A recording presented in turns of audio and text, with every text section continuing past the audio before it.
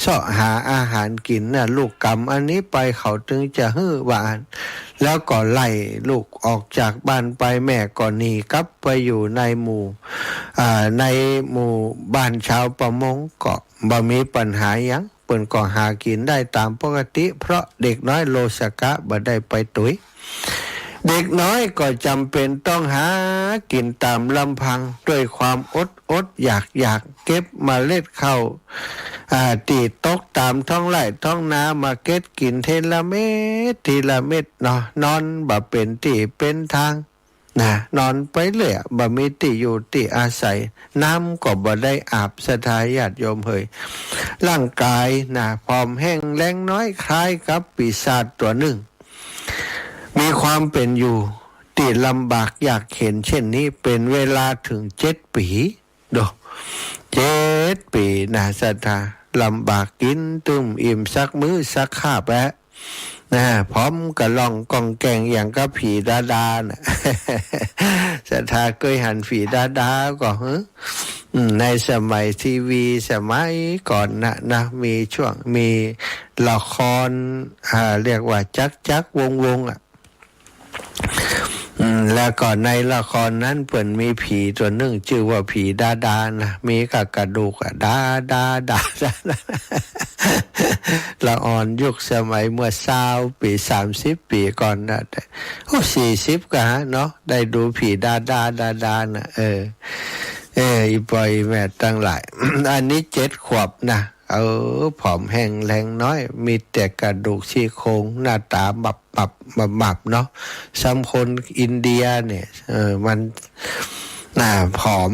แล้วก็ตัวดำด้วยอย่าน่ากลัวปานใดนะวันหนึ่งคณะที่พระธรรมเสนาบดีหรือว่าพระสารีบุตรเถระเจ้าได้เดินบิณฑบาตในเมืองสาวัตถีก็ได้มองหันโลสกะ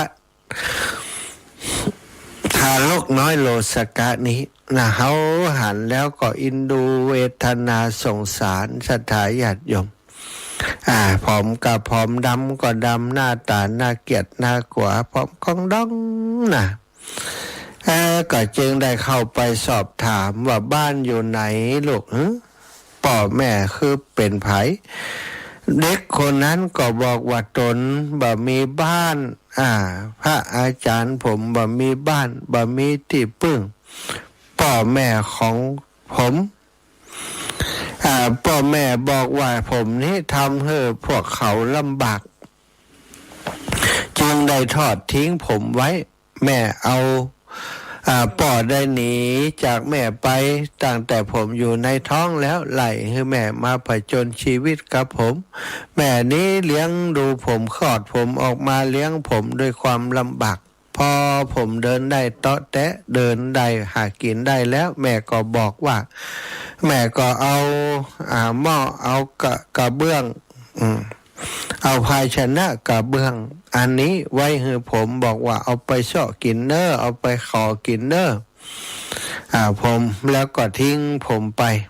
กลับไปหาครอบครัวของเปิ้นอยู่ที่ไหนผมก็บอกนะผมก็อยู่อย่างเอี้ยครับบ่มีที่พึ่งอย่างใดนะ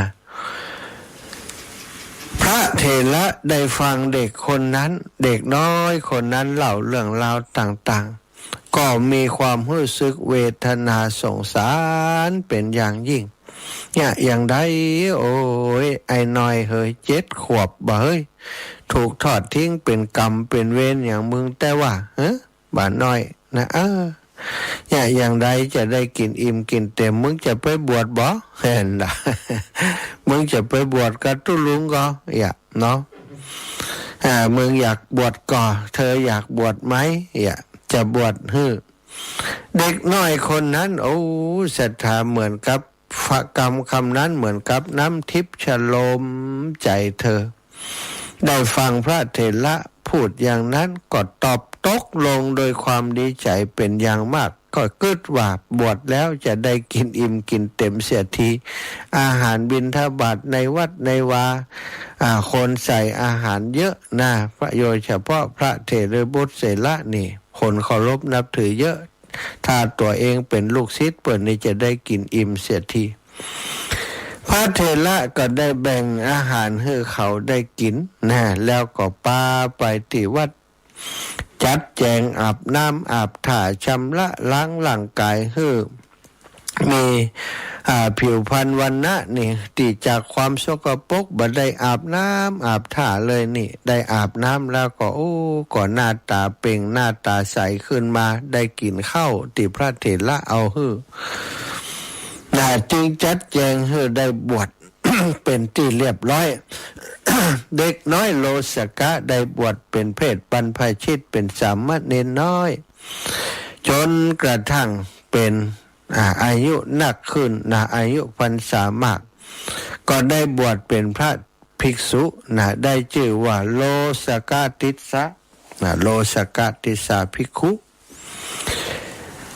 แต่ก็เป็นพระที่บ่มีลาภสักการะแม้ในคราวที่คนมาทำบุญที่วัดมากท่านก็ได้ฉันเพียงนิดหน่อยเท่าที่จะมีชีวิตอยู่ต่อได้เท่านั้นบ่เคยได้ฉันอาหารเต็มอิ่มเลยสักมื้อเปิ่นทำอาสถิสถานคนอื่นตนอื่นเนี่ยกินกันอิ่มสถากับข้าวกับปลาเปลือปะเต๋อแต่กับท่านโลสกะนี่บ่เคยอิ่มเลยสักมื้อเดียวอีพ่ออีแม่ทั้งหลายเป็นไออย่างล้ำเหลือเนาะได้กินอิ่มเลยสักมื้อพอได้กินเท่านั้นนะแต่ว่าบ่มีอิ่มเลยสักมื้อหากมีไผ่ใส่บาตรมันก็แปลกเวลาไปบิณฑบาตนี่มีคนใส่บาตรท่านบ่ค่อยมีไผ่ใส่บาตรให้เปิ้นเพราะไอ้อย่างศรัทธาเพราะว่าหากมีไผ่ใส่บาตรท่านเพียงข้าวแค่เพียงทัพพีเดียวก็เหมือนกับมีข้าวเต็มบาตรคนต่อมาเปิดบาตรเฮือนี่ก็หารข้าวเต็มบาตรเลยมกล้าใส่เฮือแหมมันจะล้นบาตรศรัทธาญาติโยมเข้าใส่ไปทัพพีเดียวเนี่ยคนที่มาใส่ที่หลังยื้อพอบาทเต็มบาทอยู่หันรู้อีก คนที่มาทำบุญจึงคิดว่าบาทของท่านเต็มแล้วเลยถวายองค์ทัดไปต่อมาท่านได้เจริญวิปัสสนาจนกระทั่งได้บรรลุเป็นพระอรหันต์แต่ท่านก็ยังเป็นผู้มีลาภน้อยอยู่นั่นเองจนกระทั่งถึงวันที่ท่านจะปรินิพพานพระธรรมเสนาบดีทราบเรื่องนี้ว่าท่านจะปรินิพพานวันนั้นแล้วอยากจะให้ท่านได้ฉันอาหารเต็มอิ่มสักมื้อหนึ่งพระธรรมเสนาบดีก็รู้เรื่องนี้ดีจึงพาท่านไปบิณฑบาตในเมืองสาวัตถีสาทายปล่อยแม่ทั้งหลายก็บ่มีไผใส่บาตรเลยแม้แต่คนเดียวพระเถระสารีบุตรขนาดปาลูกศิษย์ไปก็ใส่แต่พระสารีบุตรเถระเจ้าบาตรของท่านนั้นบ่มีไผใส่เลยเมินเฉยเลยพระเถระก็จึงบอกคือพระโลสกติสะนี่ไปนั่งรออยู่ที่วัดแล้วตนเองก็ไปบิณฑบาตคนเดียวบิณฑบาตตนเดียวชาวบ้านก็พากันออกมาใส่บาตรจำนวนมากและนิมนต์ให้พระเถระฉันที่บ้านด้วยพระเถระก็จึงใช้ให้คนนี้เอาอาหารไปถวายพระโลสกติสะที่วัดศรัทธาญาติโยมคนทั้งหลายเมื่อได้อาหารแล้วไปก็ถึงกลางตั้งก็กินเหี้ยลืมเรื่องที่พระเถระสั่งเลยก็ลืมว่าไผ่ฝากมาเอาฝากไปให้ไผ่ก็เลยกินเสียจนหมดเสียงเมื่อพระเถระกลับไปถึงวัดก็ถามโลสกติสะว่าท่านได้อายังฉันแล้วหรือยังโลสกติสะก็บอกว่าบ่ได้ฉันอย่างโลครับก็ท่านอาจารย์บอกว่าผมมารออยู่ที่วัดผมก็มารออยู่นี่บ่ได้กินอย่างกำเตื้อก็รออาจารย์นะคะอาจารย์พระสารีบุตรเถระเจ้าเกิดความสลดใจสตาหดหูสลดใจ เป็นถึงขนาดนี้ขนาดฝากมาแล้วนะเธอยังบ่ได้กินเถอะกะเนี่ยบ่ได้กินบ่มีไผเอามาฮื้อเลยอ่ะภาษาลีบุตรก็ไปถามคนที่ฝากมาผมก็นึกบ่ได้ผมลืมไปเลยว่าท่านอาจารย์ฝากมาผมจดเหี่ยหมดแล้วครับเนี่ย จดเหี่ยหมดก็คืนกินเหี่ยหมดแล้วเนาะจะตาภาษาลีบุตรสลดใจอินโดสงสารลูกศิษย์ก็บอกโลสกาติสะนั่งรออยู่แห่มกำเนอะอดเอาเนาะเดี๋ยวอาจารย์จะไปเสาะแห่มใหม่นะส่วนตัวท่านก็เข้าไปที่พระราชวังของพระเจ้าโกศลปเสนทิโกศลพระราชาได้อ่านพระเถระมาก็พระเถระมีความประสงค์ด้วยบิณฑบาตแน่เลยจึงได้ถือบาตรเข้ามาในวังก็ได้ถวายอาหารอันเลิศรสเต็มบาตรของพระเถระเมื่อพระเถระได้อาหารเต็มบาตรแล้วก็กลับไปยังวัดอย่างรวดเร็วจึงเรียกคือพระโลสกาติสะซึ่งนั่งอยู่นั้นล้างไม้ล้างมือมาเข้ามาฉันท่านเองได้ถือบาตรเอาไว้ในมือของท่านพระโลสกะนั่งฉันเพราะถ้าปล่อยบาตรจากมือบาตรก็จะว่างเปล่าเนาะสถาอินดูแต่น่ะเนาะคราวนี้พระโลสกาติสะก็ได้ฉันอย่างเต็มที่ด้วยอำนาจฤทธิ์ของพระเถระเจ้าหลังจากที่ฉันเต็มอิ่มแล้วนะท่านก็ได้ปรินิพพานพระพุทธองค์ทรงรับสั่งให้กระทำการปรงสรีระแล้วก็เก็บเอาธาตุทั้งหลายของท่านมาก่อบรรจุไว้เป็นเจดีย์สถูปเจดีย์ในเวลานั้นพวกภิกษุทั้งหลายก็ได้สนทนากันว่าน่าอัศจรรย์จริงๆตั้นทั้งหลายเฮ้ยเพราะโลสกาติสะเถระยังมามีบุญหน่อยแต่ว่ามีลาภน้อยทำไมจึงบรรลุอริยธรรมได้แปลกเนี่ยปกติเป็นพระอรหันต์แล้วนะมันจะตัดกรรมตัดเว้นอย่างได้หมดละนี่เนาะสตากรรมแบบที่ว่าบ่มีลาภสักการะก็จะมีลาภสักการะแต่อันนี้นี่กรรมบ่มีลาภสักการะติดตามไปถึงแม้กระทั่งได้เป็นพระอรหันต์แล้วอัศจรรย์แต่มีลาภน้อยแต่ทำไมถึงได้บรรลุอริยธรรมได้พระพุทธองค์ก็ทรงได้เล่าให้ภิกษุทั้งหลายฟังว่าเหตุที่โลสกาติสะนี้มีลาภน้อยนะเพราะอายังนะศรัทธาญาติโยมเพราะอายังท่านถึงได้มีลาภน้อยลาภสักการะนะศรัทธาไม่ใช่ว่าลาภควายลาภควายลาภหมูนะ เพราะอายังท่านถึงมีลาภน้อย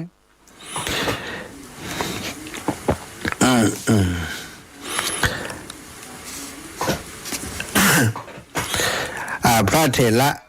อย่างถึงมีลาภน้อยนะก็ได้เล่าเรื่องที่มันมีมาแต่ในอดีตชาติเมื่อครั้งที่พระโลสกาติสะเถระได้เกิดมาเมื่อชาติปางก่อน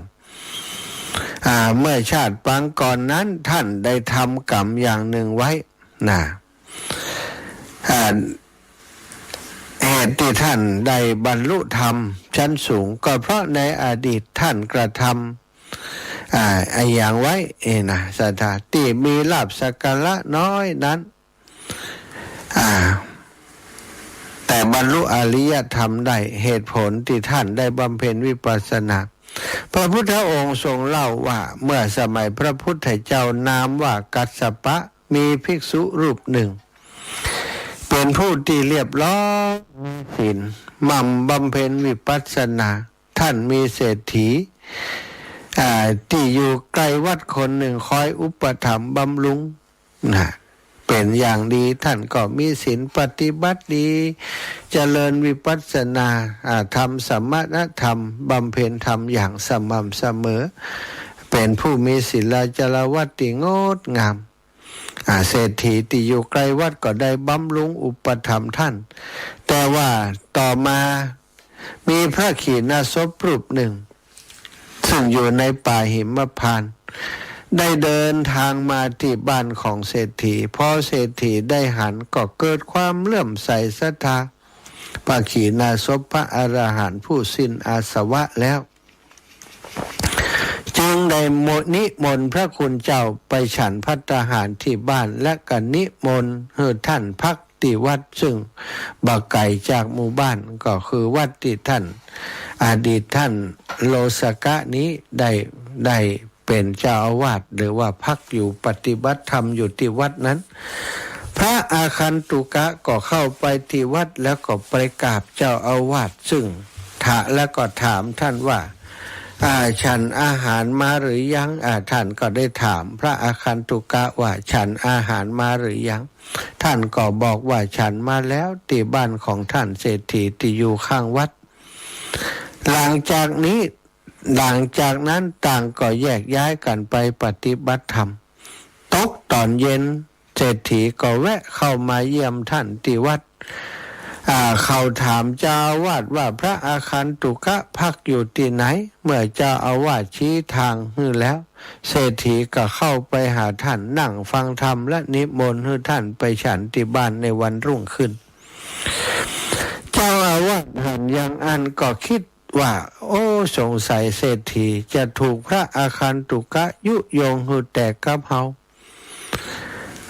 มากดแต่นี่บ่อู้กับเฮาวันนี้บ่อู้เลยนี่ไปอู้กับพระมาใหม่เหียนี่ถ้าพระรูปนี้อยู่ในวัดนี่ต่อไปเศรษฐีคงจะบันนับถือเฮาอย่างเดิมเป็นแน่ความคิดของพระที่ยังบรรลุอรหันต์กำเตื้อยังมีความอิจฉาริษยาอยู่ซะทางคิดแล้วเจ้าอาวาสจึงหาวิธีว่าจะกำจัดพระอาคันตุกะบ่ให้พักในวัดนี้อีกต่อไปโดยบ่พูดกับท่านตอนเช้าเวลาจะไปฉันเช้าฉันเข้าเจ้าอาวาสก็ตีละฆังโดยหลังของเล็บจะทาเล็บมือกิ๊กเอกนะเคาะประตูด้วยเคาะโดยเล็บเคาะประตูก็เคาะโดยเล็บแล้วตนเองก็เข้าไปบ้านเศรษฐีเพียงลำพังเศรษฐีหันเจ้าอาวาสมารูปเดียวก็ถามหาพระอาคันตุกะเจ้าอาวาสก็บอกว่าบ่าฮู้นะเฮาก็ตีละครั้งแล้วเคาะประตูก็เคาะแล้วก็บ่หันท่านตื่นเมื่อวานท่านฉันอาหารจนอิ่มแล้วมั้งเนาะเลยรับสบายเนี่ยบ่ตื่นมานี่สงสัยคงจะนอนยังบ่ตื่นฝ่ายพระเถระผู้เป็นอาคันตุกะพอถึงเวลาเช้าก็ถือบาตรและจีวรเหาะไปจากที่แห่งนั้นไปอยู่ที่อื่นส่วนเศรษฐีหลังจากได้ถวายอาหารเจ้าอาวาสแล้วก็ฝากอาหารไปถวายพระเถระที่วัดนั้นตัวเจ้าอาวาสก็รับอาหารนั้นว่าจะนำไปให้ท่านคณะที่เดินกลับวัดก็คิดว่าหากพระรูปนี้ได้ฉันอาหารอันเลิศรสนี้ก็คงจะอยู่ที่นี่ไม่อยากจะไปไหนแล้วมั้งอย่างถึงเขาจะไล่ให้ออกจากวัดยังไงก็คงแบบยอมไปถ้าเขาเอาอาหารนี้ให้ชาวบ้านก็กลัวความลับจะแตกเลยจะเทลงทิ้งในน้ำไม่ใสก็จะเป็นเหมือนน้ำแต่ถ้าทิ้งบนดินฝูงกาก็จะมาลุมกินความลับก็จะแตกแค่มะเฮาจะเอาไปทิ้งที่ไหนดีหนอโอ้เสตาคิดจะทิ้งอาหารก็คิดยากอยู่ขณะนั้นเองก็เลือบไปหันนาที่ไฟกำลังไหม้อยู่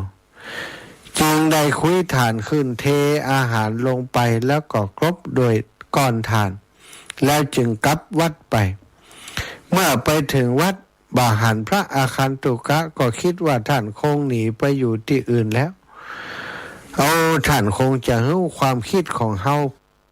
เพื่อนี่รู้ความคิดของเฮาละมั้งจึงได้หนีไปอยู่ที่อื่นแล้วก็เกิดความสำนึกผิดขึ้นว่าเฮานี้มีความริษยาผู้อื่น อิจฉาริษยาผู้อื่นเพราะท้องเป็นเหตุแท้ๆทำให้เฮาทำกรรมชั่วเจ้าอาวาสนั้นก็รู้สึกเสียใจต่อการกระทำของตนเองต่อมาบ่เมินนานด้วยความนี้ที่ท่านได้กระทำนี้เป็นเหตุที่ท่านได้ต้อมจิตต้อมใจกินข้าวบ่ล้ำกินน้ำบ่ลงก็ได้ตายไปได้ไปเกิดในนรกสถาญาติโยมท่านตกนรกมกไหมอยู่หลายแสนปีและเศษของผลกรรมก็ทำให้เกิดเป็นยักษ์ถึง500 ชาติบ่เคยได้กินอาหารเต็มท้องเลยสักวันเดียวจนถึงวันจะตายค่อยได้กินอิ่มนะตายจากยักษ์ก็ไปเกิดเป็นมาแหม500 ชาติหิวโหยบ่ได้กินอิ่มเช่นเดียวกันนี่อย่างหมาจรจัดทั้งหลายบางตัวพร้อมโสกะล่องกองแกงอินดูสถาบางตัวก็ได้กินอิ่มกินเต็มมีคนใจบุญเอาไปให้บางตัวบ่ได้กินเลยพร้อมกะล่องกองแกงอย่างที่ว่าท่านใจจากอัตภาพเป็นมาแล้วนะจึงได้มาเกิดในขกุลยากจนตั้งแต่วันที่ท่านเกิดตระกูลก็ยิ่งจนนักไปเรื่อยๆตามเดิมแม้แต่น้ำก็ไม่ได้กินอิ่มอย่างคนอื่นเขาต้องถูกไล่ออกจากบ้านเวียนว่ายตายเกิดอยู่ได้รับความลำบากจนมาจัดสุดท้ายที่มาเกิดในบ้านของชาวประมงทำให้เปิ้นได้ลำบากจนได้มาบวชมาบวชก็เมินนานปั่มเปงจนได้เป็นพระอรหันต์ที่ท่านได้เป็นพระอรหันต์นั้นก็เป็นกรรมดีที่ท่านได้เคยทำไว้เมื่อชาตินั้นนั่นเองที่เป็นพระผู้ทรงศีลเป็นเจ้าอาวาสได้ดูแลวัดวาอารามแต่เผลอประมาทเพราะความที่อิจฉาริษยาเพราะเหตุแห่งท้องที่ท่านว่าเพราะเหตุแห่งท้องนั่นเองทำให้ท่านได้ทำกรรมนักไว้จริงๆถ้าบ่ได้ทำอย่างอันก็คงบ่มีปัญหาอย่างอันนี้ทำกรรมนักซ้ำทำกับพระอรหันต์ขี่หน้าศพกฎแห่งกรรมนั้นยุติธรรมเสมอศรัทธาญาติโยมฉะนั้นเฮาท่านเจ้าทั้งหลายพึงระวังกายวาจาใจคือสงบระงับจากกิเลสเอาไว้กิเลสก็คือความโลภความโกรธความหลงอย่าให้มันฟุ้งอย่าให้มันมาทำให้เฮาต้องได้ทำกรรมที่บดีไปแล้วให้มันใส่ใจในการให้ทานรักษาศีลเจริญภาวนาอยู่เป็นประจำกรรมดีก็จะน้อมนำผลที่ดีมาสู่เฮาในที่สุดอู้กันไปมาเวลาตอนนี้ตี 4แล้วขอพักกักกรรมเนอสตาเดี๋ยวมาพบปะกันใหม่ในช่วงต่อไปในช่วงทัดไปเนาะช่วงนี้ก็ฟังเพลงในรายการสักเพลงดีกะฮะเนาะตื่นก่อนตื่นเถิดทุกท่าน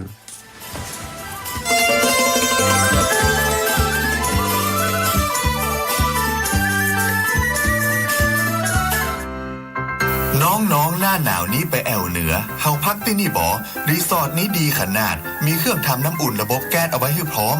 แต่ก็ต้องระวังเนอะเครื่องทำน้ำอุ่นระบบแก๊สมีคนตายมาหลายรายแล้วจะอั้นเลยกะอ้ายก็นึกภาพเอากะเปิดเครื่องทำน้ำอุ่นระบบแก๊สในห้องน้ำถ้าบ่มีพัดลมดูดอากาศการหมุนเวียนของออกซิเจนมันจะดีได้จะใดในเมื่อการเผาไหม้บ่สมบูรณ์ก็เกิดการสะสมแก๊สคาร์บอนมอนอกไซด์สูดดมเข้าไปมันจะไปจับกับเม็ดเลือดแดงและทำให้เม็ดเลือดแดงจับกับออกซิเจนได้น้อยลงเมื่อออกซิเจนเข้าบ่ถึงปอดก็จะยากให้คลื่นไส้เมาหัวหายใจยากจนถึงขั้นเป็นลมแล้วก็ตายได้โดยเฉพาะคนที่มีโรคประจำตัวเช่นโรคหัวใจโรคเลือดจางหอบหืดถุงลมโป่งพองโรคความดันโลหิตสูงซึ่งจะมีโอกาสสูงกว่าคนอื่นน่ากลัวขนาดเนาะมันก็บ่ถึงขนาดนั้นถ้าหารู้วิธีคือถ้าอาบน้ำด้วยเครื่องทำน้ำอุ่นระบบแก๊สบ่ดีอาบเกิน10 นาทีจะต้องเปิดพัดลมระบายอากาศหรือให้อากาศถ่ายเทได้ดีอันนี้ก็จะช่วยได้นัก ถ้าหมู่เฮาแค่หูข้อมูลเพิ่มเติมโทรสอบถามได้ที่กลุ่มสื่อสารความเสี่ยงและพัฒนาพฤติกรรมสุขภาพสำนักงานป้องกันควบคุมโรคที่1เชียงใหม่053-140-774-6หรือสายด่วน1422จนเครียดกินเหล้าจนเครียด กินเหล้า จนเครียด กินเหล้า จนเครียด กินเหล้าจนเครียดกินเหล้า จน เครียดกินเหล้าก็เลยยิ่ง จน ก็เลิกสิเหล้าอ่ะ จน เลิกเหล้าเลิกจนเริ่มต้นเข้าพรรษานี้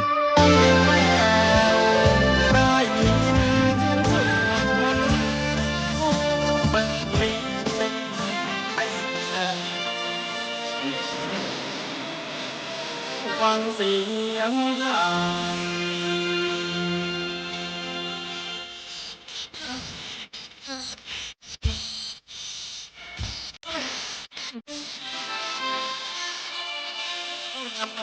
จากหา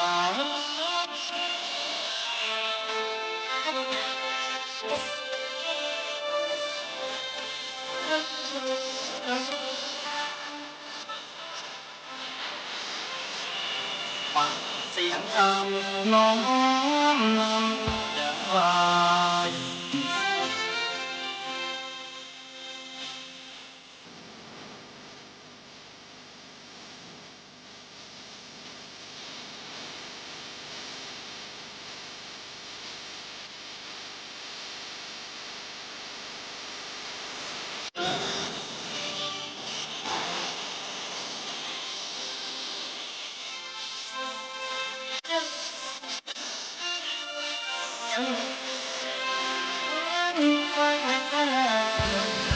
ได้ยินเสียงสวดมนต์แล้ว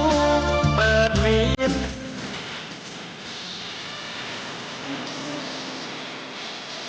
ฟังเสียงทาง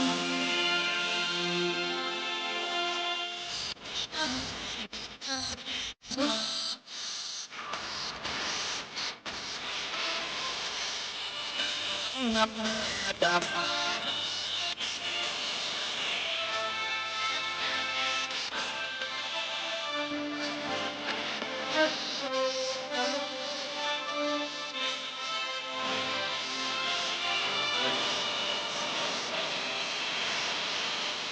อย่างไร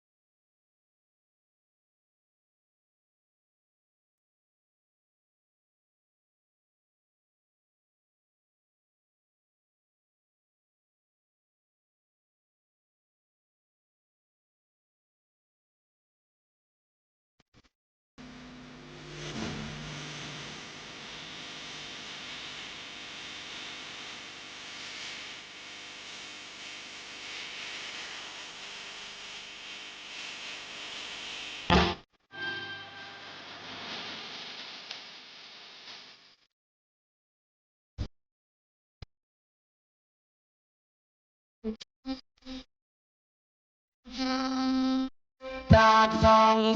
ทางทาง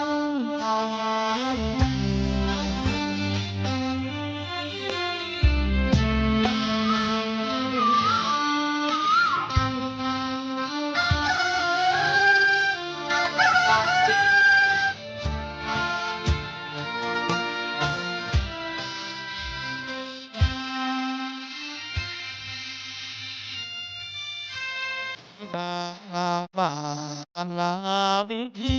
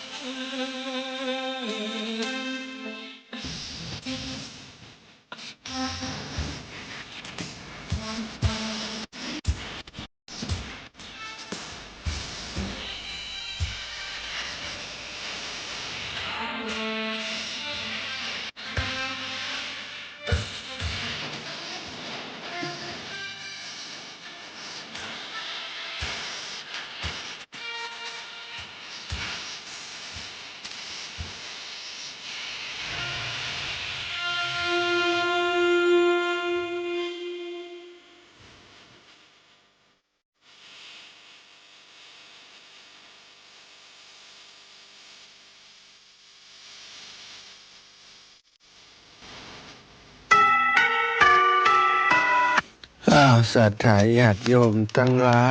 ยฟังเพลงสารธรรมฟังเพลงธรรมะจบลงไปก็ต่อไปก็จะได้มาอุจาสนทนากัน ในช่วงชั่วโมงที่2ในค่ำคืนที่ผ่านมาอาตมาภาพได้รับเมตตาจากครูบาอาจารย์วัดบันฟ่อนและคณะศรัทธาพี่น้องชุมชนบ้านฟ่อนได้นิมนต์ไปแสดงพระธรรมเทศนาพุทธาภิเษกที่วัดบ้านฟ่อนเนื่องในโอกาสที่เปิ้นมีประเวณี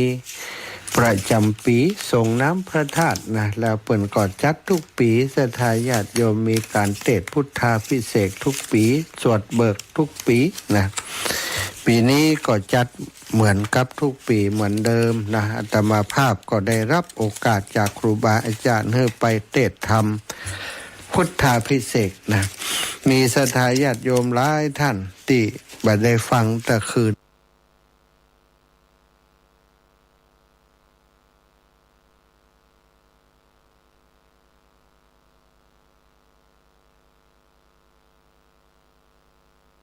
ก็บอกว่าอาจารย์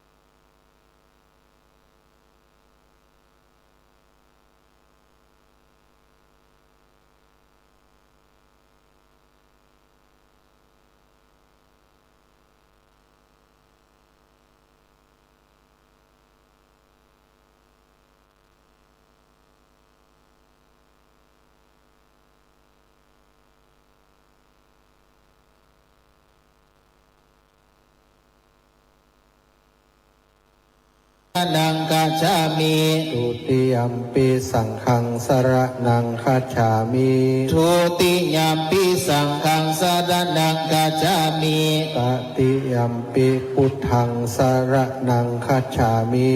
ตติยัมปิพุทธังสรณังกัจฉามิ ตติยัมปิธัมมังสรณังคัจฉามิ ตติยัมปิธัมมังสรณังกัจฉามิ ต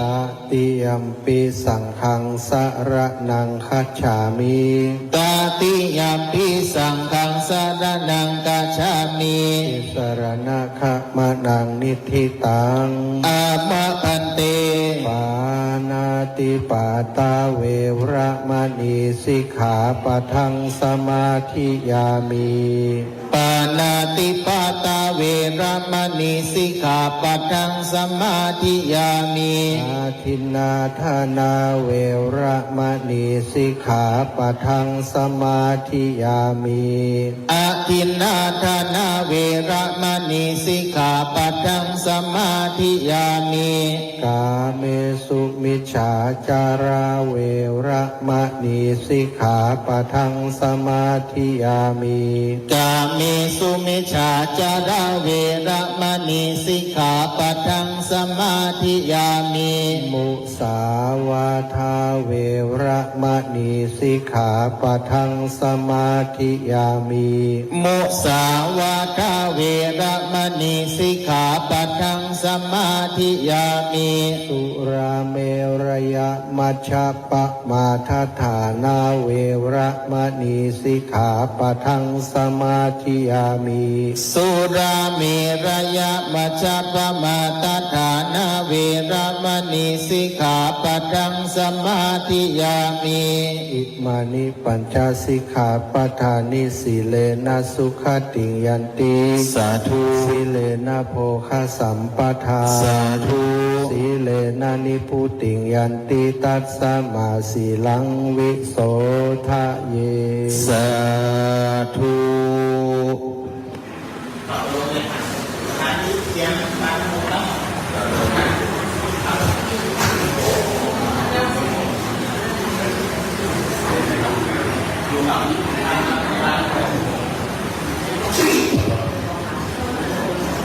ขับลำดับต่อไป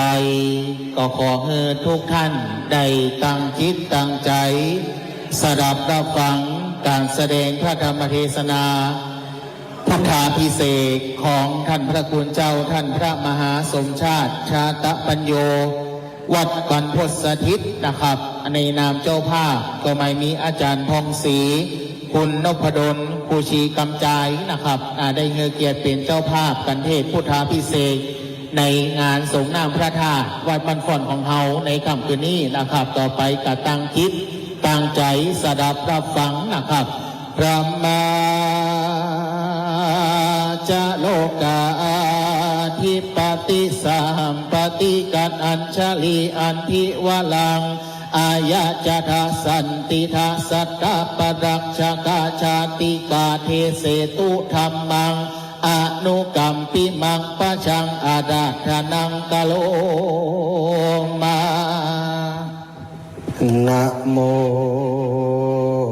ตัสสะภะคะวะโตอะระหะโตสัมมาสัมพุทธัสสะสาธุสาธุสาธุอะหังวันตามิสิรสาเอโสภะคะวาอันว่าพระพุทธเจ้าตนเป็นครูแห่งเจ้าทั้งหลายก็ตนได้ทาลับพระญาสัพปัญญูตัญญาณพระก็อาสะไลทรงมหาการุณาแก่สัตว์โลกอันตนเจ้าได้ปั้มเป็งยังป่ารมี30 ตัดตั้งแต่แรกอันผาทัดนาเจ้าก็ตวนเตียวไปมาในสงสารทาลาบต่อเต้าถึงจาติอันเป็นพยา เวสันตละกันเสียงอายุแห่งตนแล้วก็นำเอาตนไปเกิดในท้องฟ้าเลิศตุสิตามีหมู่เทวดาตั้งหลายอันตั้งอยู่ในหมื่นโลกจักรวาลเทวดาทั้งหลายก็มาพระสุมจุมนุมแล้วก็โอกาสราธนาโดยกรรมว่ากาโลยันเตมหาวิราคาแต่เจ้าตนมีเปลี่ยนอันมากหนักอะยังกาโลก็กาละอันนี้เป็นการควรที่จักลงไปเกิดในมนุษย์โลกเมืองคนเพื่อทารัสสะสัพพัญญูตัญญาณเป็นพระพุทธเจ้าขออัญเชิญเจ้าลงไปเถิดแด่เติมเมื่อนั้นโพธิสัตว์เจ้าก็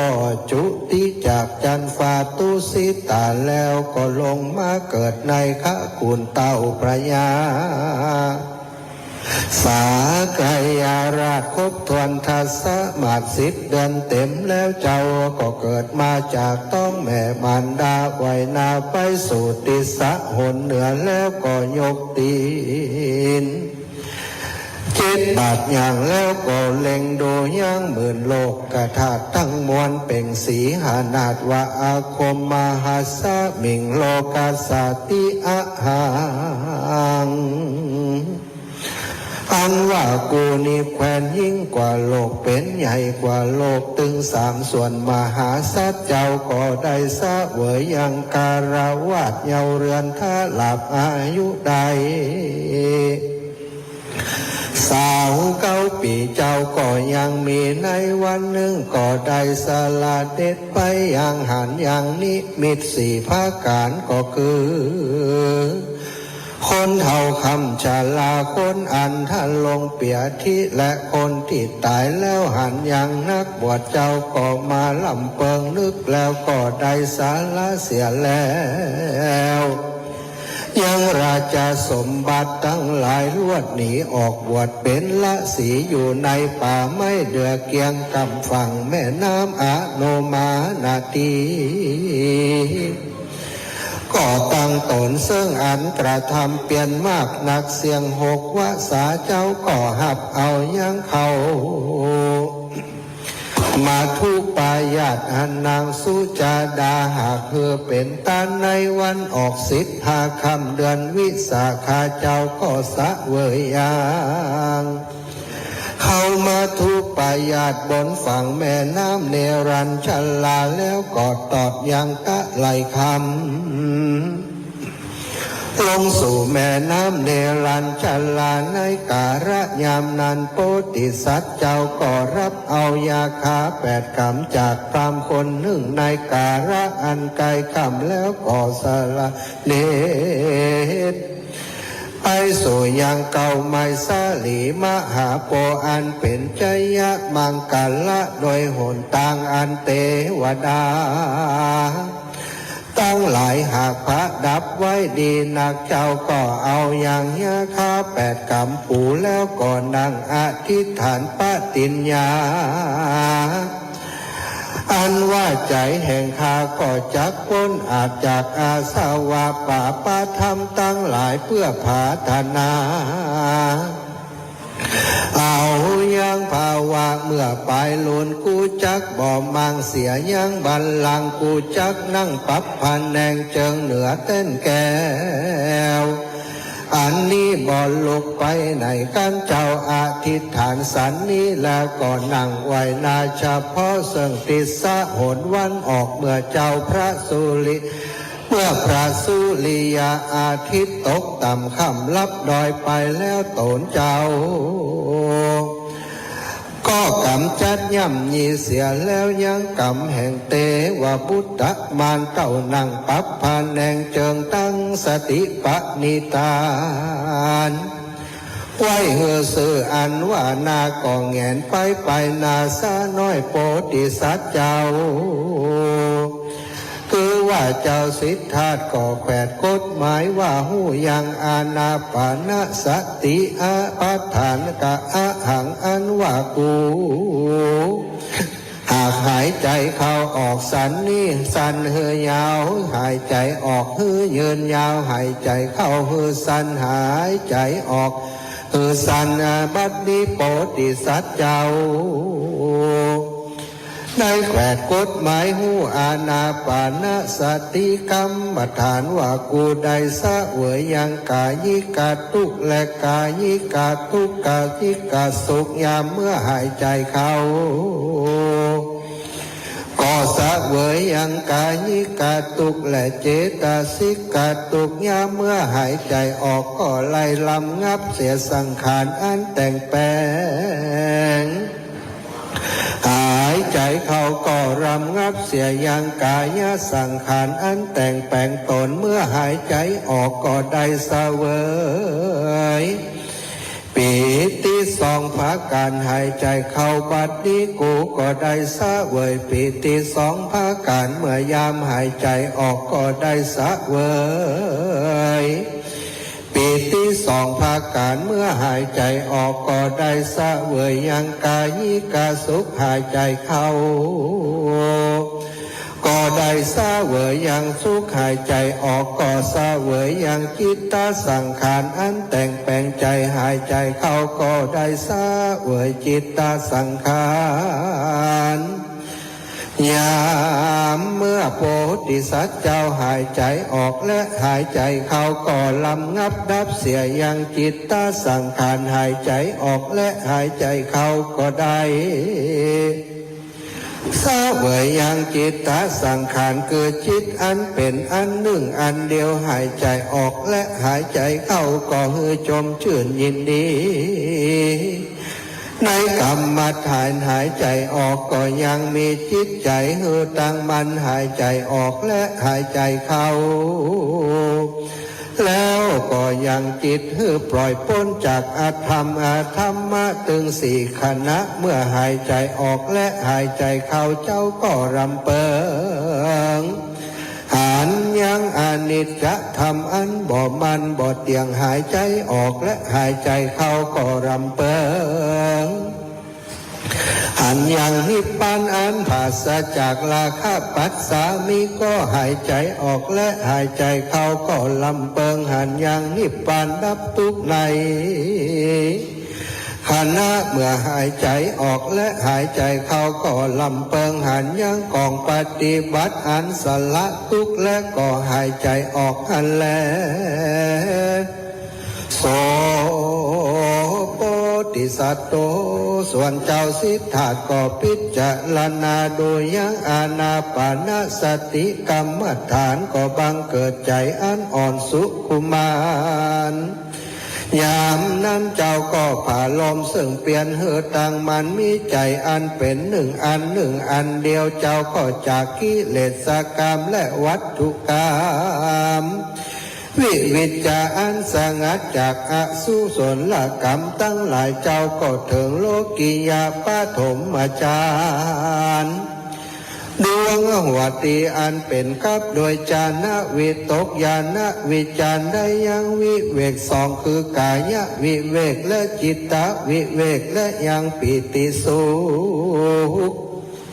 ยามนั้นเจ้าก็ได้ถึงยังปฐมฌานดวงส่วนสองลำงับดับเสียยังวิตกวิจารบังเกิดยังภาวะอันหนึ่งอันเดียวแห่งจิตอันหาวิตกวิจารบ่ได้จริงได้ปีติสุขตนเจ้าก็ได้เสวยยังกายิกาสุขและเจตสิกาสุขโดยสมาธิอันตั้งมันมีพยาอันตื่นจุนประกอบด้วยอุเบกขาอันหาราคะบ่ได้ปิติญาโดยปิติหาภาการพระอริยเจ้าทั้งหลายจักบอกกล่าวยังตาติยะฌานสุขดวงใสประกอบด้วยอุเบกขามีสติตั้งมันเตียนย่อมอยู่เป็นสุขสำราญตนเจ้าสิทธัตถ์ก็ได้ถึงแล้วยังจตุตฌานดวงผาเสดเจ้าก็ปั่มเป่งได้ยังจตุตฌานเหตุละเสียอย่าง โลกิยะสุขก็ดีโลกิยะทุกข์เมื่อก่อนก็ดีเหตุใดรำงับดับเสียอย่างสมนาตสะเวทนาโตมนัสสะอันประกอบโดยอุเบกขาเวทนาอันหาทุกข์บ่ได้ก็มีสติบริสุทธิ์อยู่วันนั้นและนาโพธิสัตว์โตอันว่าเจ้าสิทธัตถ์ก็มีใจตั้งมั่นบริสุทธิ์ข่าวผ่องใสงามปราศจากกิเลสทั้งหลายได้ปัญ500อันมีอุปากิเลสหากกัดเกิดไปจริงบังเกิดใจวันอ่อนตั้งอยู่ในกุศลกรรมบ่หวั่นไหวในโลกกระทำ8ภาคการอภินิมาเมนโตตนเจ้าก็น้อมใจไปยังปุพเพนิวาสานุสติญาณอันระลึกนึกหูอย่างจาติหลังด้วยภาการดังนี้ปัทธามายาเมในยามกลางคืนเจ้าก็กฎหมายหูโดยดังนี้อุทธปาติที่อันเกิดมาในภาวะอันมีชื่อดังนี้เอวังโคตโตโคตดังนี้มีวันนะขาวน้ำดังนี้มีอาหารการกินดังนี้ปฏิสังเวทีก็ได้สะเวยยังสุขและทุกข์ดังนี้ก็มีที่สุดแห่งอายุพระมารเท่านี้อันว่าผู้นั้นกอดกันตายจากชาติอันนั้นก็ได้มาเกิดชาตินี้แห่มเล่าโคตรและวันนะดังนี้มีอาหารการกินดังนี้ก็ได้สะเวยยังสุขและทุกข์สันนี้มีที่สุดอายุพระมารเท่านี้อันว่ากูผู้นั้นการตายจากภาวะอันนั้นก็ละลึกรู้แล้วยังอุปาชาติหนหลังอันมีหลายชาติอันประกอบไปโดยอาการอันมีแต่อันเป็นโดยอุเทศสำแดงอันเกิดมาทวนตนทลาบเท่าถึงชาติอันนี้แลยา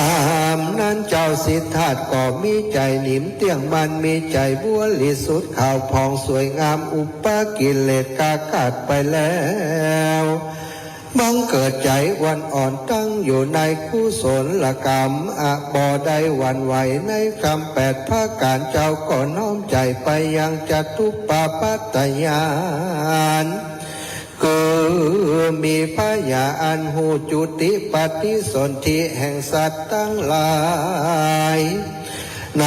มัชชิมยามในกลางคืนนั้นและตัสสะมิงคเนในกาละยามนั้นเจ้าสิทธัตถ์ก็เล็งและหันยังสัตว์ทั้งหลายด้วยจักขุญาณคือว่าตาตีอันเป็นทิพย์อันคามพ้นวิสัยแห่งคนและเทวดาทั้งหลายโดยภาการดังนี้พ้นโตดูกราเพื่อนเจ้าทั้งหลายอันว่าพงสัตว์นี้ประกอบไปด้วยมโนทุจริตอันกันิ่งไร้โดยใจกระทำด้วยพิษโดยตนประกอบด้วยวจีทุจริตกระทำร้ายโดยปากประกอบด้วย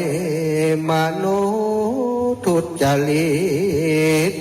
อันขานิ่งร้ายโดยใจอุปวาทกามักติเตียนยังอริยเจ้าทั้งหลายด้วยมิจฉาทิฏฐิอันว่าคนและเทวดาทั้งหลายฝูงนั้นกันมั่งปัญจักขันธ์ตั้งหาก็ได้ไปเกิดในนรกเสวยทุกข์ในอบายอย่าภูมิถึง4ประการ1คนผู้ประกอบไปโดยกายสุจริตวจีสุจริตมโนสุจริตบ่ได้ที่เตียนอริยเจ้าทั้งหลายเต้าว่ากระทำกรรมอันนี้คนทั้งหลายฝูงนั้นกันตายไปก็จักได้ไปเกิดในห้องฟ้าเลิศปลายบนโพ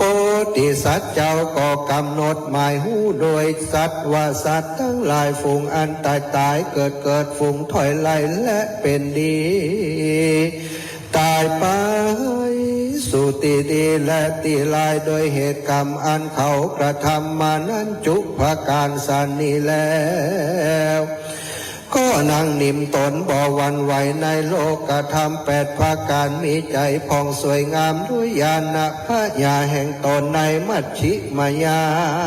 มกลางคืนนั้นแลทัดนั้นแถมเล่าตนเจ้าก็แคดพูดหมายหูสังขารและธรรมอันต่วนเตียวไปมา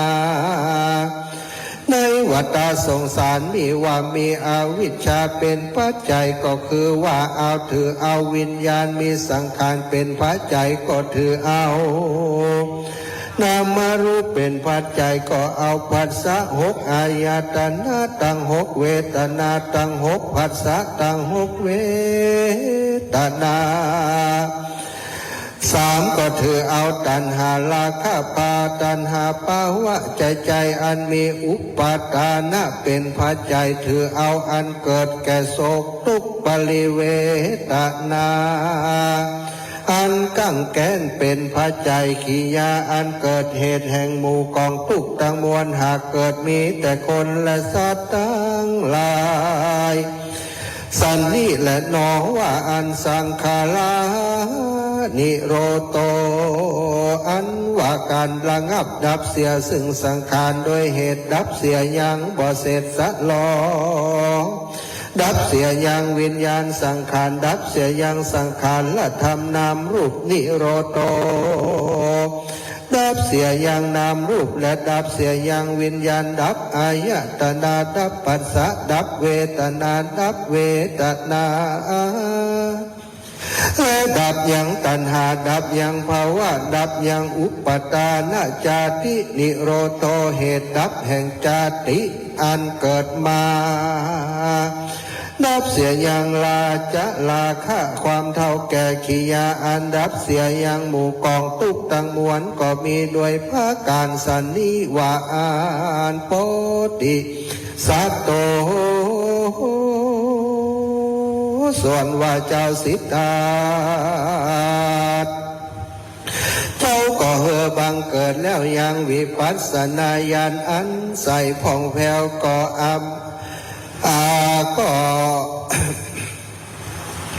ประกอบโดยมหาวิจารณญาณพระญาปัญญาอันภายไปประกอบไปโดยแก้วจิละเปกติรักขณายานางอันล้ำเปิงหันยังลักษณะทั้งสามเป็นของบ่เที่ยงมันเป็นทุกข์เป็นของบ่ใจของใครคนใดมีอันหูปัจจัยการเป็นก่อนหน้าใจด้วยพระการสันนิแล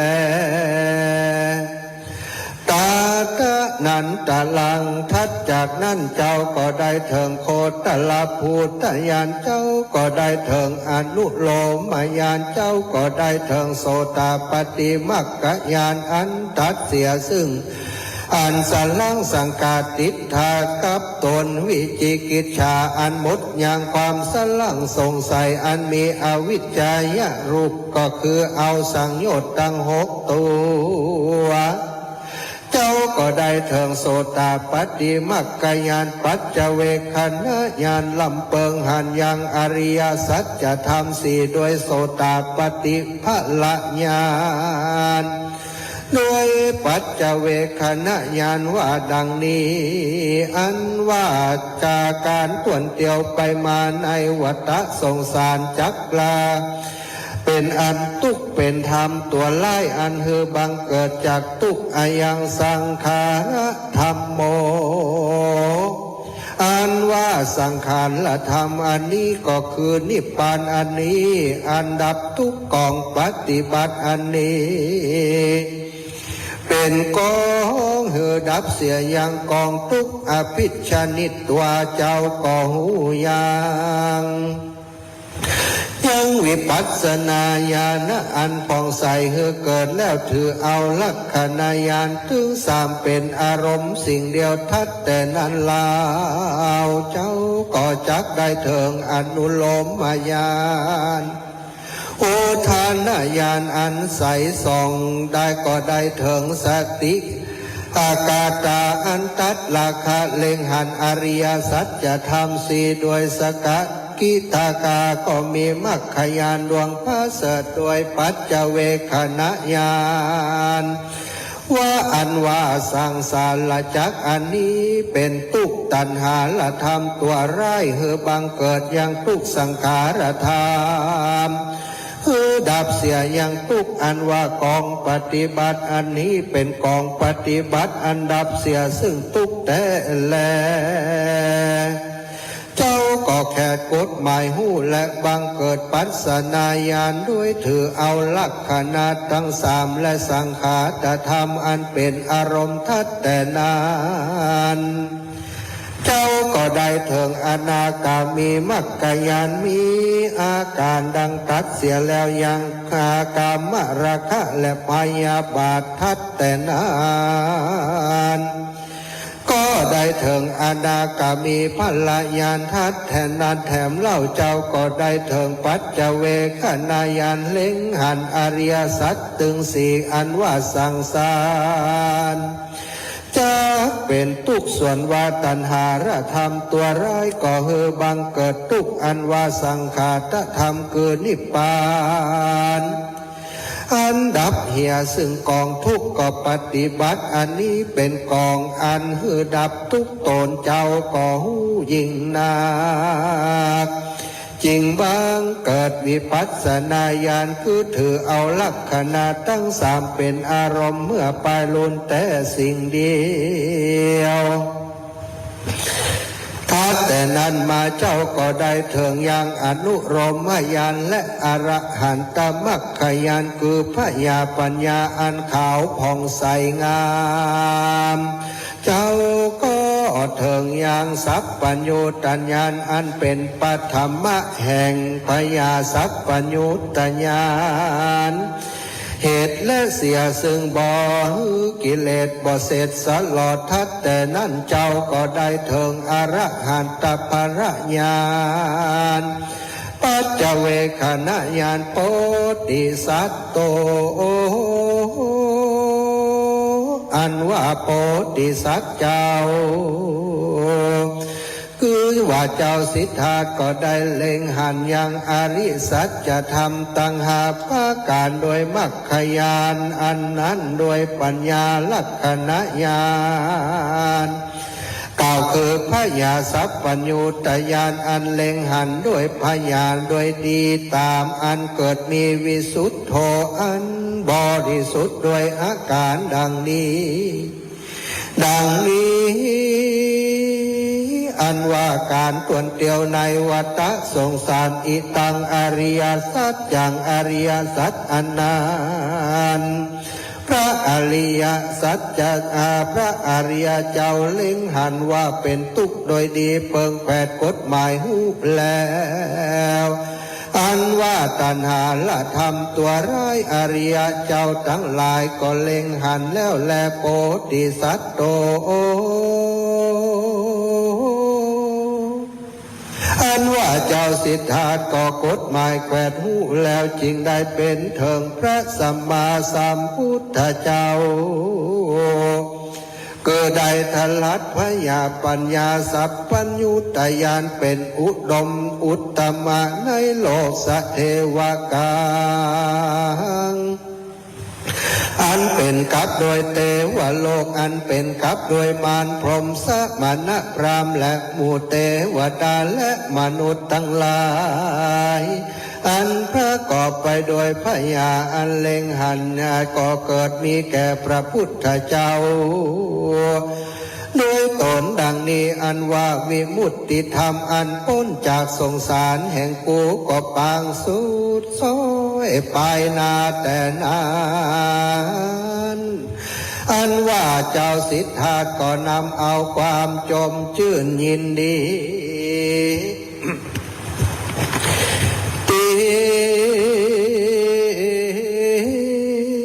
ทันตูจงมาตั้งอยู่ในพระพุทธรูปเจ้าพระธาตุเจดีย์เจ้าทลาบเสียงหาปันพระวสานีแต่เตออันว่าพระพุทธเจ้าตน นทลัดสลูตังมวลแทบเก้าไม้สลีมหาโปสติสัจเจ้าหัวตีในการะเมื่อใดโสธรรมโมอันว่าโกลกุตตรธรรมอันนั้นจุงมาตั้งอยู่ในพระพุทธรูปปิมปาพระบรมสารีริกธาตุพระธาตุเจ้าญาวศาสนังยาวศาสนังถ้าลาบเสียงหาปันพระวสานีแดเตอพระกวาอันว่าพระพุทธเจ้าพุทโธได้ทัดสรู้สัพพัญญุตญาณเป็นพระพุทธเจ้าแล้วอย่าทาในการะเมื่อใดอิทธิปาฏิหาริย์ที่สำแดงเพื่อตัดเสียอย่างความสลังสังกาแก่คนและเทวดาตั้งหลายติดทันตูจงมาตั้งอยู่ในพุทธรูปปิมปาพระบรมสารีริกธาตุพระธาตุเจ้าวัดบันฟอนของเฮาที่นี่ในการะทุกเมื่อแดเตอพระพุทธเจ้าตนใดอันเนรมิตยังเจติยะลูกหนึ่งเปื่อหือเป็นที่สักการะบูชาไว้สาแห่งคนและเทวดาทั้งหลายบนเต้นแก้วบัลลังก์การปื้นเก้าไม้สลีมหาโปกุลอันนั้นจุงมาดังอยู่ในพุทธลูกปิมปาและพระธาตุเจดีย์วัดบันฟอนของเฮาที่นี่ถ้าลาบเสียงหาปันพระวสานีแดเตอพุทธเจ้าบ่ได้ละเสียอย่างกุลอันใดจังกรรมันตัดสาแห่งอันเดียวจงกรมขอคุณอันนั้นจุงมาตั้งอยู่ในพุทธลูกปิมปาพระธาตุเจดีย์วัดบันฟอนของเฮาที่นี่ถ้าลาบต่อเตาหอดหาปันพระวสาแดเตอพระกวาอันว่าพระพุทธเจ้าอนุสลิตตัวระลึกรู้แล้วยังอภิธรรม7 คำปีในเรือนแก้วทวน7ด้วยพระญาปัญญาอันใดกังญานางญาณอันนั้นติดทันตุจงมาตั้งอยู่ในพุทธลูกปิมปาพระธาตุเจดีย์วัดบันฟอนของเฮาที่นี่ถ้าลาบเสียงหาปันพระวสานีเตอพระกวาอันว่าพระพุทธเจ้าแล้วยังกุลอันใดแทบเก้าไม่อาชาปรนิโคต7 วันคุณแห่งพุทธเจ้าตนนั้นติดทันตุจงมาตั้งอยู่ในพุทธรูปปิมปาและธาตุเจดีย์วัดบันฟอนของเฮาที่นี้ถ้าลาบเสียงหาปันพระวสาแดเตอกุลอันใดพุทธเจ้าใดปั้มเป่งในสะมุจรินทวน7 วันต่างกุนางขออาราธนาคุณอันนั้นจุงมาตั้งประดิษฐานอยู่ในพุทธรูปปิมปาและธาตุเจดีย์วัดบันฟอนตินีถ้าลาบต่อเจ้าหาเสียงหาปันพักวสาแดเตอพุทโธอันว่าพระพุทธเจ้ากลับคืนสู่อาชาปรนิโคตแล้วบังเกิดใจไข่เตสนาธรรม84,000พระธรรมขันธ์ธรรมตั้งมวลฝูงนั้นติดทันตูจุงมาตั้งอยู่ในพุทธรูปปิมปาเจ้าญาวศาสนังถ้าลาบเสียงหาปันพระวสานีแดเตอพระมานมหาพรหมอันเข้าไปอาราธนาพระพุทธเจ้าหือแสดงพระธรรมเทศนาติทันตู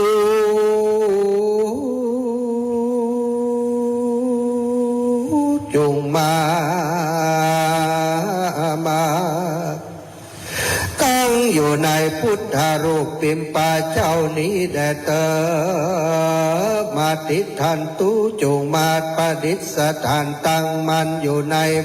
พระธาตุเจดีย์วัดบันฟ่อนของเฮาที่นี่ถ้าลาบเสียงหาปันพระวสาแดเตอ เจ้าเสด็จไปสู่เมืองปาราณสีได้แสดงพระธรรมเทศนาธรรมจักด้วยญาณอันใดขอญาณอันนั้นจุงมาทั้งอยู่ในพระพุทธรูปปิมปานี้แด่เตอะภกวาอันว่าพระพุทธเจ้าได้จำวาสาอยู่ในมิขตายวันคือเจ้าสัตสกุลบุตรเธอบวชแล้วโดยญาณอันใดขอญาณอันนั้นจุงมาประดิษฐานตั้งไว้ในพุทธรูปปิมปาพระธาตุเจดีย์แห่งนี้อันว่าพุทธเจ้าได้แสดงพระธรรมเทศนาสอนอย่างปริภาชกะอุรุเวลกัสสปะเป็นตนพี่น้องกับตังบริวา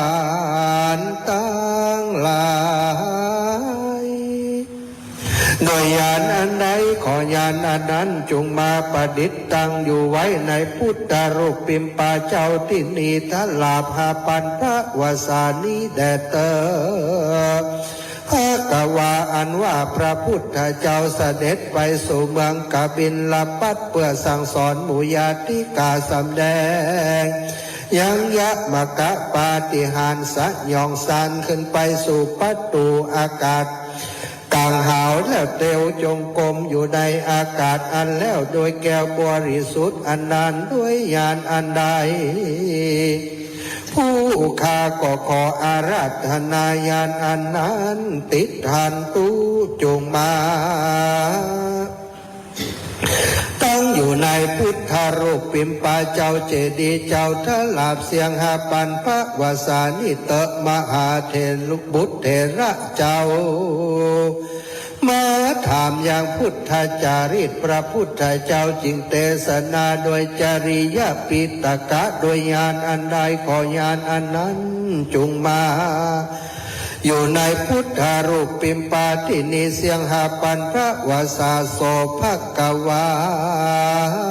พระพุทธเจ้าตนพระจนแป้มันเสด็จลงมาจากอากาศกันหาวแล้วนั่งเหนือธรรมาสอาสนะอันผาเสดที่เก่าไม่บ่วงแล้วเทศนาทำแก่พญาสากยะลาดประหือเขาทั้งหลายไว้ตนโดยญาณอันใดขอญาณอันนั้นจุงมาอาจตั้งอยู่ในพุทธเจ้าพุทธรูปปิมปาทินิเติ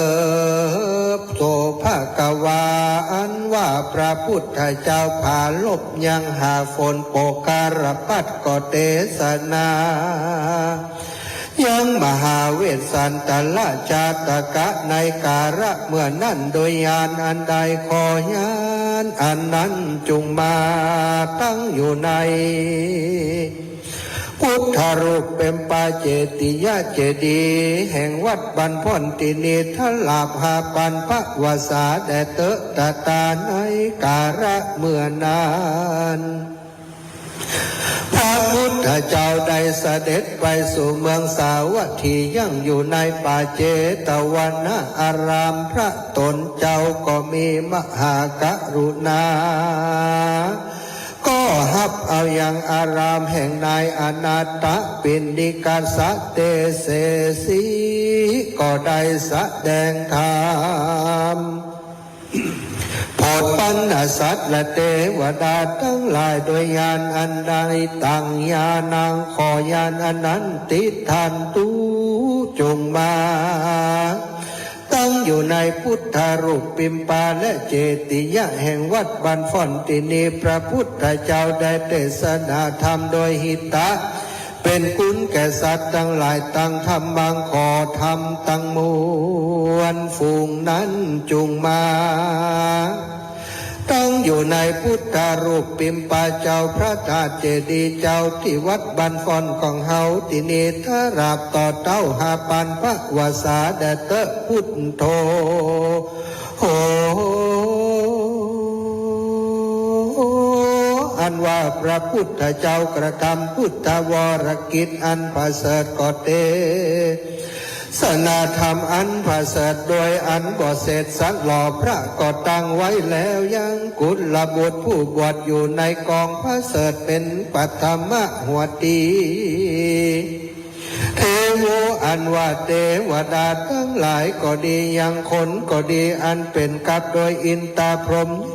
อันประกอบไปด้วยมารขอเทวดาและมวลหมู่ทั้งหลายฝูงอันนั้นรักขันตูจงมาหากสายังพุทธรูปปิมปาเจ้าที่นิสาทุกังอันเป็นกับโดยธาตุศาสนางอันเป็นกับโดยศาสนาทะลาบเสียงหาปันพระวสา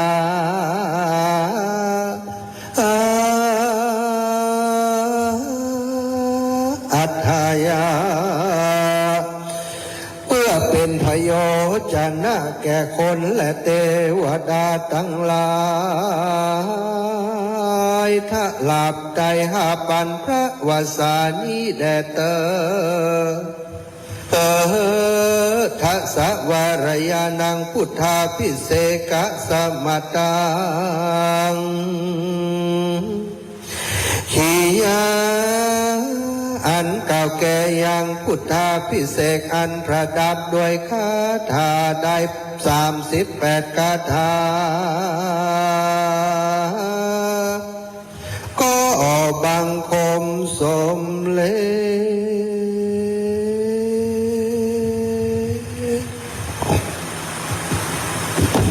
สาธุข้าพระมหาสมชาติชาตปัญโยวัดบรรพตสถิตนะครับได้มีการแสดงครับ